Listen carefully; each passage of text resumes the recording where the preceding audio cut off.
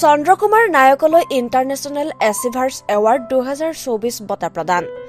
চাহ বাগিচাৰ সেউজীয়া পৰিৱেশত ডাঙৰ দীঘল হোৱা উচ্চ শিক্ষাৰে শিক্ষিত বিশিষ্ট সমাজকৰ্মী জেক টালিছ এলিভেটৰ্ছ কোম্পানীৰ স্বত্বাধিকাৰী চন্দ্ৰকুমাৰ নায়কলৈ দেওবাৰে গুৱাহাটী পাঞ্জাবাৰীস্থিত শিল্পগ্ৰামত ত্ৰিকোণ ফৰ ৱৰ্ল্ড ফাউণ্ডেশ্যন নামৰ অনুষ্ঠানটোৱে ইণ্টাৰনেশ্যনেল এচিভাৰ্ছ এৱাৰ্ড 2024 বঁটা প্ৰদান কৰে।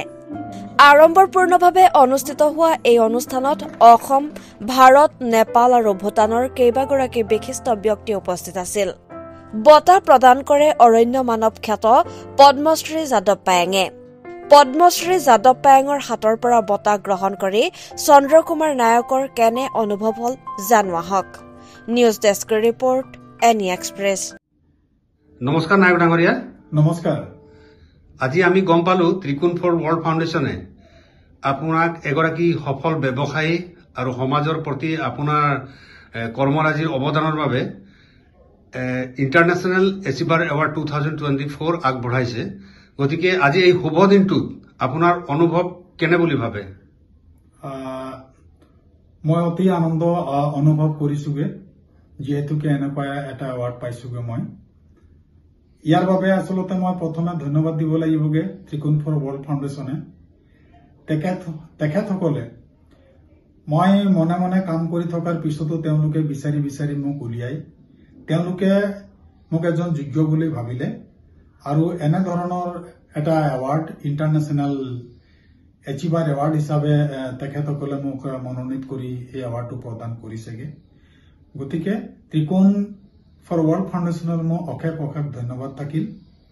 আৰু তেওঁলোকৰ এনে কৃতিত্বৰ বাবে মই আৰু বেছি উৎসাহ পাইছো যে আৰু মই বহুত তললৈকে যেন কাম কৰি যাম আৰু ৰাইজৰ হকে কাম কৰি যাম।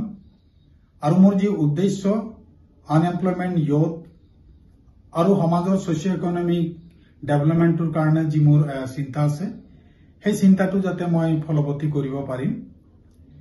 এইখিনিতে মই এটা কথা ক'ব খোজো, আজি যি এৱাৰ্ড মোক প্ৰদান কৰিলে আন্তঃৰাষ্ট্ৰীয় খ্যাতি এনভাইৰনমেণ্টেল এক্টিভিষ্ট তথা ভাৰতৰ যাক নেকি কোৱা যায় দ্য ফৰেষ্টমেন অফ ইণ্ডিয়া যাদৱ পায়েংদেৱে আজি তেখেতে মোক এই বঁটা প্ৰদান কৰিছে। এই বঁটা লৈ আচলতে মই নিজকে আনন্দ ফিল কৰাৰ লগতে মই খুব অনুপ্ৰাণিত হৈছো যে আজিলৈ মই যি সামান্য কাম কৰিলো যাৰ কাৰণে মই এইখিনি বঁটা পালো।